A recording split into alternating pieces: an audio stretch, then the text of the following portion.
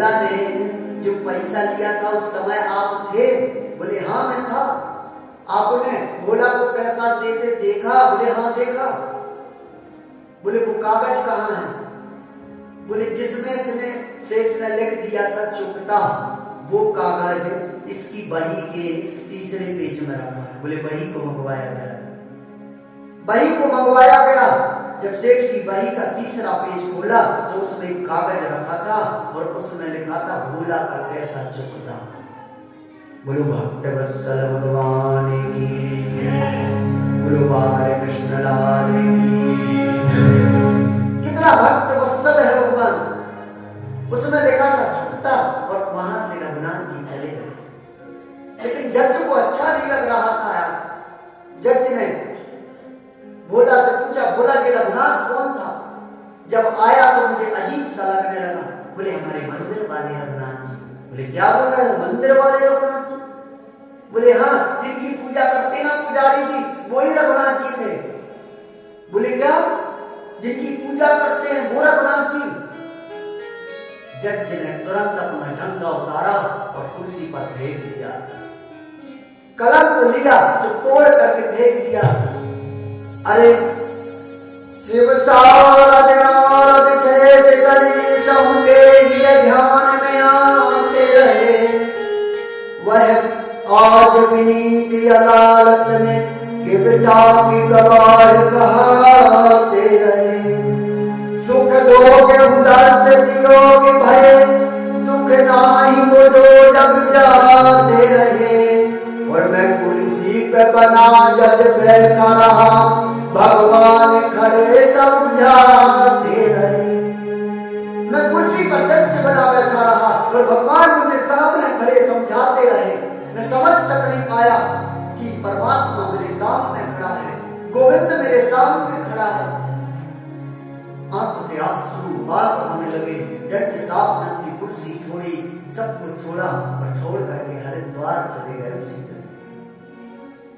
तो ये क्या है कि नाम सरल सब सारा चली ना,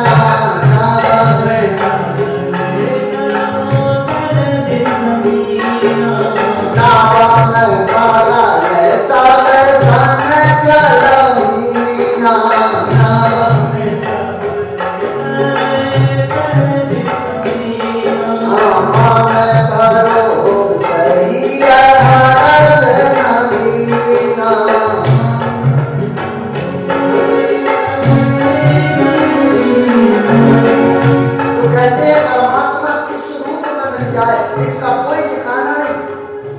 गोविंद किस रूप में कहाँ प्राप्त हो जाए, लेकिन उसके लिए नवम सरल हृदय होना चाहिए, छल से हीन होना चाहिए। और आपको भी गोविंद मिल सकता है, परमात्मा मिल सकता है। इन सरल हृदय वाले बच्चों के ऑपरेशन की आप मदद करेंगे।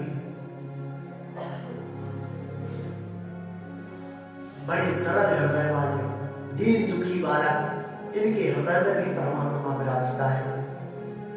गरीबों के हृदय में भी परमात्मा विराजता है और भूखों के हृदय में भी परमात्मा विराजता है और प्यासों के हृदय में भी परमात्मा विराजता है। परमात्मा सबके हृदय में बैठा हुआ है। लेकिन जब हम सेवा का भाव लाएंगे, जब तक हमारे अंदर सरलता नहीं आएगी, जब तक हमारे अंदर सहजता नहीं आएगी, तब तक परमात्मा हमें प्राप्त नहीं होगा। कहते हैं जीवन में हम जो भी करते हैं वो परमात्मा के चरणों में अर्पण करते जाएं, सिर्फ गोविंद के चरणों में अर्पण करते जाएं।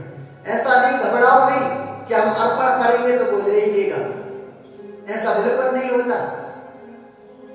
बोले मैं तो भाव का भूखा हूं मैं और भाव में ही सार है, और भाव के बिन जो बजे वो सभी कुछ बेकार है।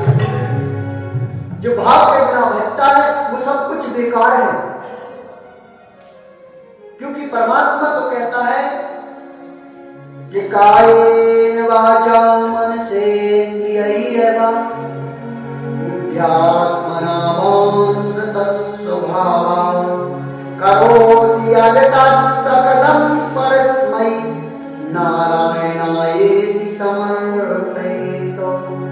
कायन वाचा, शरीर से, वाणी से, मन से, इंद्रिय से जो भी किया जाए वो सब परमात्मा के चरणों में समर्पित किया जाए, गोविंद के चरणों में समर्पित किए जाए। जब समर्पण भाव हमारे अंदर आ जाएगा और हम समर्पणात्मक दृष्टि से परमात्मा के हो जाएंगे तो परमात्मा भी हमारा हो जाएगा, गोविंद भी हमारा हो जाएगा। जिनियन बोले मन से कैसे? मन से ऐसे कि मन को इधर उधर मत भटकाओ, मन को इधर उधर मत लगाओ। आपने सोचा कि हम जंगल जाकर के तपस्या करेंगे, पता चला जंगल गए, 2-4-10 दिन जंगल में माला की, उसके बाद फिर घर वापस आ गए। बोले क्यों घर क्यों आ गए? बोले जंगल में मन नहीं लगता ना, इसलिए घर आ गए। अरे जब आपका जंगल में मन नहीं लगता, पहले सबसे पहले मन परमात्मा को समर्पित करो, अपने मन से एक ही भाव से परमात्मा के हो जाओ।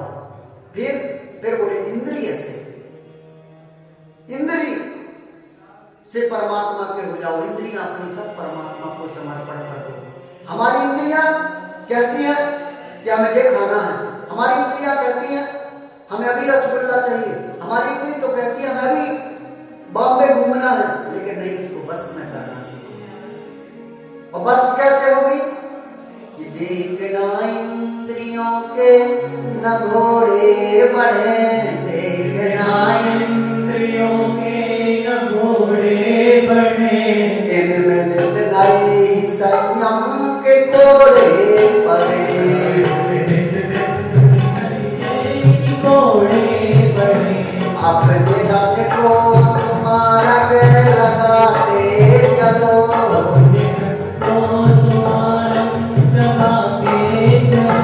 कृष्ण गोविंद गोपाल का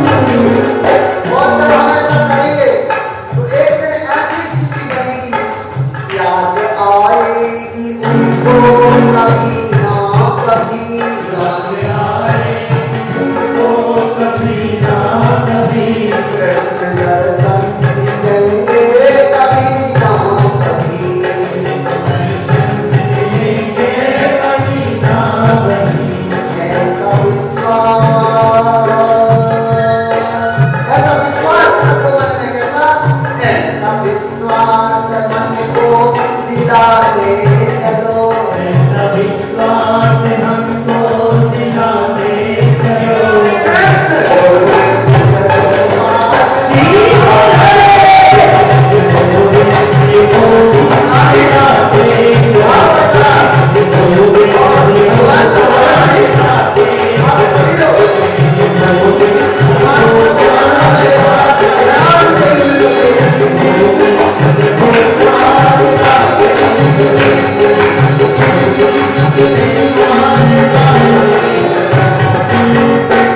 क्योंकि ये उस पुरुषोत्तम की कथा है, उस परमात्मा की कथा है। उत्तमाय परम पुरुषः नित पुरुषोत्तमाय, जो सभी पुरुषों में उत्तम है उसको पुरुषोत्तम कहते हैं। गोविंद, गो आने होता है इंद्रिय और विंध्य आने होता है पालन करना। जो आप इंद्रियां परमात्मा के चरणों में लगा दो तो आपकी इंद्रिय रूपी रस भगवान के चरणामृत का पान करते रहें। ऐसे गोविंद, ऐसे परमात्मा, ऐसे कृष्ण, ऐसे भगवान का स्मरण नित्य प्रति होना चाहिए। क्यों? त्याग अगर कभी करना है तो परमात्मा के लिए करो, त्याग अगर कभी करना है तो सिर्फ गोविंद के लिए करो। और अगर संसार के लिए त्यागा तो क्या त्याग है? सेवा दूसरों के लिए ही उपयोगी होती है। और जब तक हम अपनी सेवा दूसरों के लिए उपयोगी नहीं बनाएंगे तब तक कुछ नहीं होगा। उपयोगी बनाना पड़ेगा, क्योंकि पहले तो उप लगता है ना, और उप के बाद फिर पहले उपराष्ट्रपति बनता है, फिर राष्ट्रपति बनता है, पहले उप प्रधानमंत्री बनता है, फिर प्रधानमंत्री बनता है, पहले उप मुख्यमंत्री बनेगा, फिर मुख्यमंत्री जाकर के बनेगा। तो पहले उप लगेगा। इसलिए हम ऐसा काम करें जो उपयोगी हो। उपयोगी क्या है? भगवान की सेवा, दीन दुखियों की सेवा, दीन दुखियों के दुख के निवारण के लिए हम जो भी कर सकते हैं अपने मन से वो करें। क्योंकि हमने जो चाहा हमने किया, और आप जो चाहें आप करें।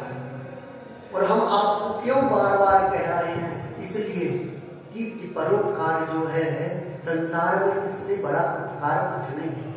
परोपकार से बड़ा त्याग कोई है नहीं। और हमारा शास्त्र कहता है जो त्यागता है वो डरता है। अपने दोषों को त्यागो, अपने दोषों को त्यागो। जैसे मनुष्य के अंदर कई दोष है, कई दोष। सबसे पहला दोष क्या है? बोले स्पर्श दोष है।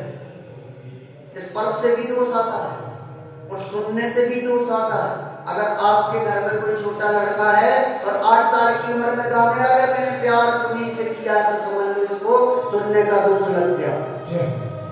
इससे सुनने वाला दोष, जो गंदे गाने सुने हैं उसका दोष इसको लग गया, निश्चित बात है। ये सुनने का दोष होता है। और नेत्र दोष कैसा होता है? बोले अखियां, आंखों का दोष होता है। आंखें दो 4 हो गई तो नेत्र दोष लग जाएगा। आंखें भिड़ जाती हैं तो नेत्र दोष हो जाता है, आंखें लड़ जाती हैं तो नेत्र दोष हो जाता है, और आंखें आ जाती हैं तो कंजक्टिवाइटिस हो जाता है, आंखों में वो भी दोष हो जाता है। अगर आंखें चली गई दूसरे के पास तो भी दोष हो जाता है, और आंखें आ गई तो बीमारी का दोष लग जाता है। लेकिन आप देखना, जो दोषी, जिसको दोष क्षणिक में लगता है, थोड़ी में लगता है, इन आंखों से हम मां को भी देखते हैं, इन नेत्रों से अपनी बहन को भी देखते हैं, और इन्हीं नेत्रों से अपनी पत्नी को भी देखते हैं, और इन्हीं नेत्रों से हम अपने बालक को भी देखते हैं, और इन्हीं नेत्रों से हम अपने भगवान को भी देखते हैं। लेकिन सोचने का नजरिया अलग अलग होता है, देखने का नजरिया अलग अलग होता है। भगवान को आप भावना के साथ देखेंगे और पत्नी को कामना के साथ देखेंगे, ये निश्चित बात है। भगवान को जब देखेंगे तो आपकी भावना होगी, और पत्नी को देखेंगे तो कामना होगी, और माता को देखेंगे